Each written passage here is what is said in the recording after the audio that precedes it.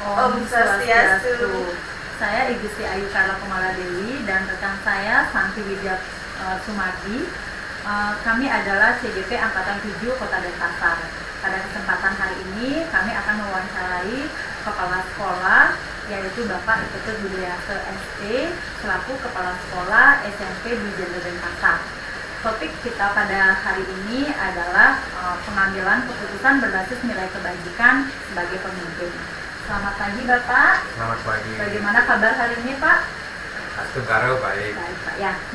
Jadi di sekolah itu kan pasti Bapak selaku pimpinan, di mana salah satu tugas sebagai pemimpin itu adalah mengambil keputusan.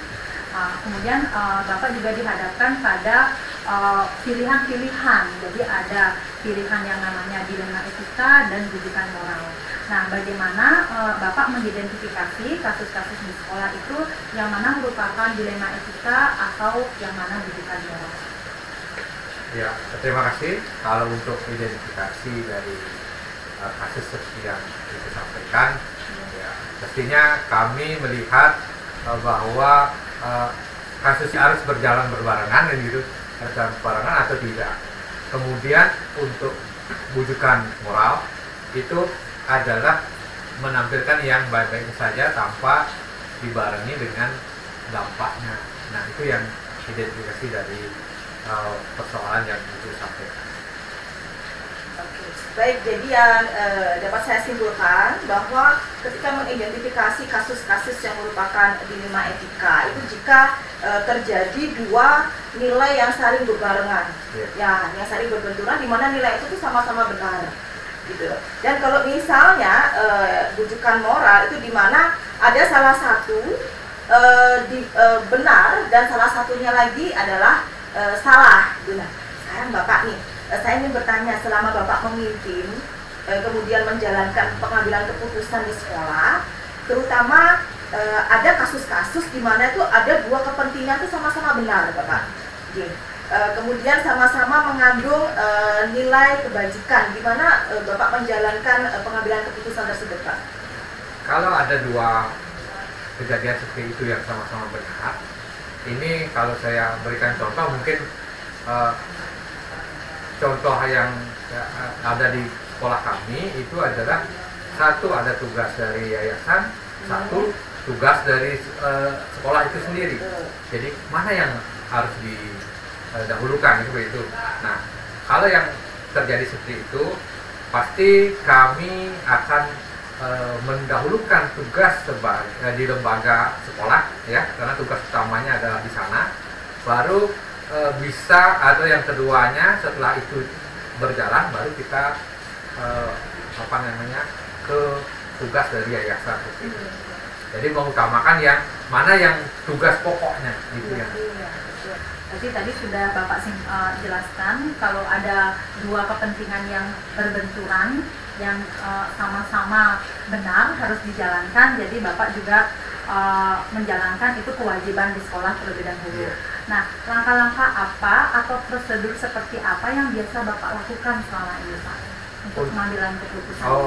Untuk langkah atau prosedurnya, jadi jika kami di staf itu akan menilai dulu, ya, yang kepentingan atau tujuan dari kegiatan tersebut, tujuan dari acara tersebut. Jadi yang mana yang memang harus diikuti, mana yang boleh dinomorduakan, ya tadi. Jadi mana yang memang harus segera dilakukan, mana yang bisa ditunda, seperti itu. Jadi itu kami bicarakan di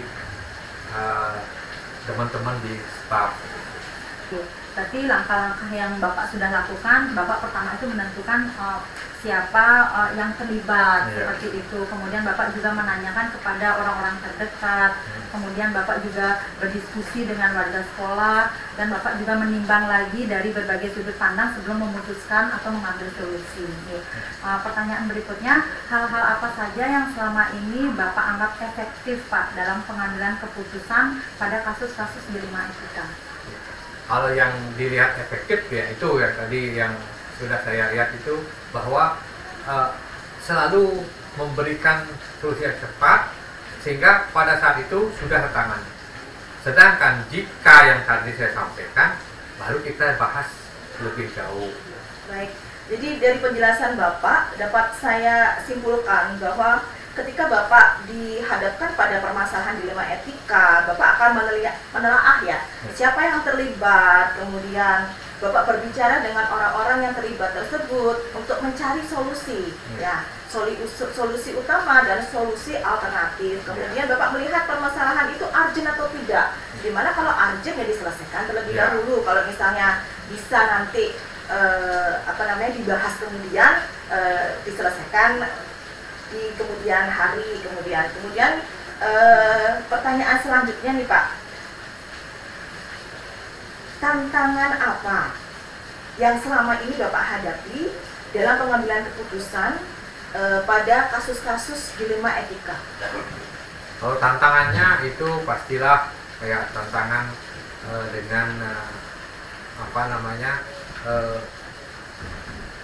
hubungan kita dengan yang mendapat atau yang menjadi pelaku dalam ini. Jadi keputusan kita pasti tidak akan selalu bisa memuaskan semuanya, sehingga antara yang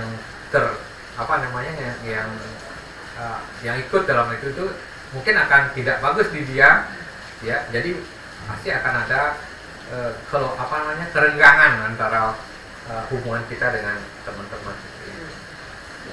Berarti tantangannya bagaimana membuat suatu keputusan yang adil, iya, kemudian betul, yang itu, bisa menyenangkan semua orang, kemudian dan mengutamakan kepentingan umum seperti itu ya Pak ya.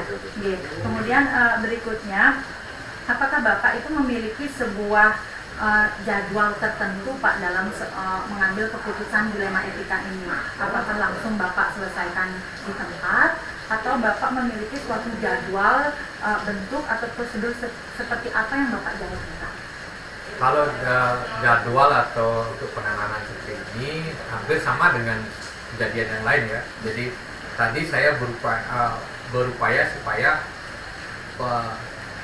kecepatan untuk mengambil suatu keputusan, kemudian hasil dari pengambilan keputusan yang ini kita juga bahas secara umum, tidak kepada yang bersangkutan. Kita bahas secara umum masalahnya, bukan orangnya. Masalahnya adalah di rapat Dewan Guru. Jadi setiap bulan kita ada evaluasi, kemudian melakukan refleksi bersama-sama. Di sana lagi kita sampaikan permasalahan, bukan orangnya yang kita sampaikan, tapi permasalahannya. Baik, dari sini saya dapat mengambil benang merahnya nih Pak. Jadi ketika Bapak mengambil keputusan, Bapak itu mengutamakan kecepatan dan melihat apakah permasalahan itu harus segera ditangani, gitu.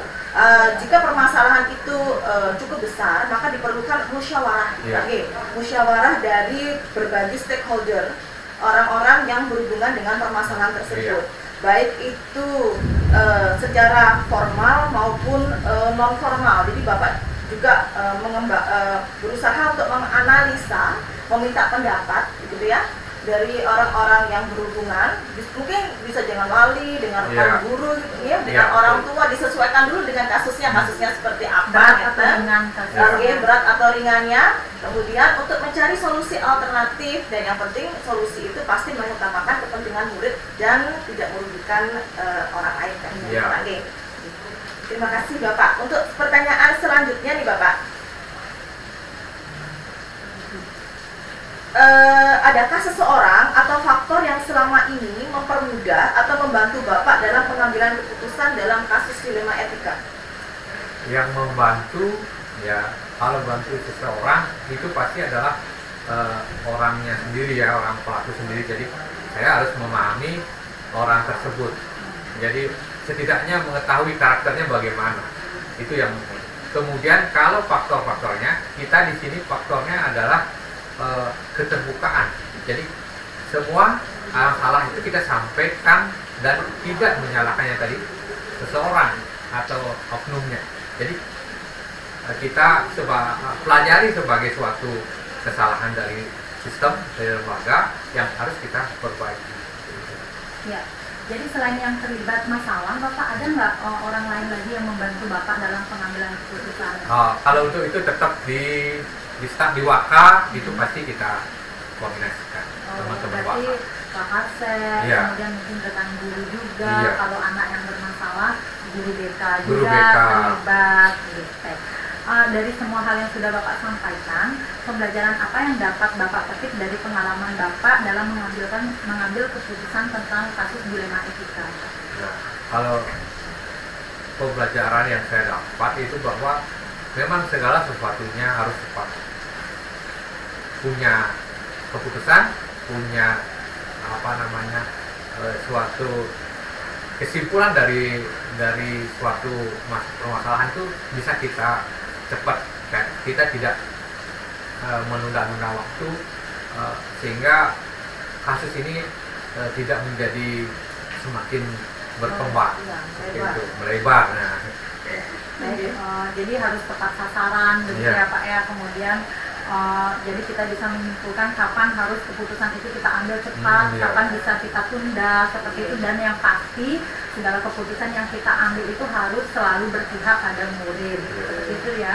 Dan dipertanggungjawabkan tentunya Pak ya. Jadi Iya, ada betul. solusi apa yang harus kita ambil sehingga kita tidak merugikan atau bisa menguntungkan dan mengutamakan kepentingan semua murid.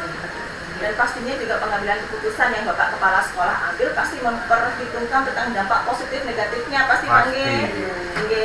Dampak positifnya untuk sekolah, untuk siswa atau untuk orang-orang yang bersangkutan, dampak negatifnya bagaimana, kemudian dampak jangka pendeknya, dampak jangka panjangnya, apalagi sekolah swasta nih Pak. Dan Iya, ada betul. nilai-nilai Ada kebajikan yang yang diutamakan. diutamakan. Pasti, ya. Oke. harus nilai kegunaan ya.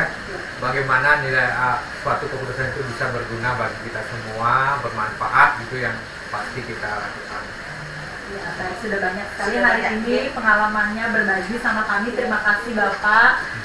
Jadi untuk kegiatan hari ini bisa kita tutup Bu Santi ya. Wawancara ini kami akhiri dengan Prama Santi. Om Santi Santi Santi Om.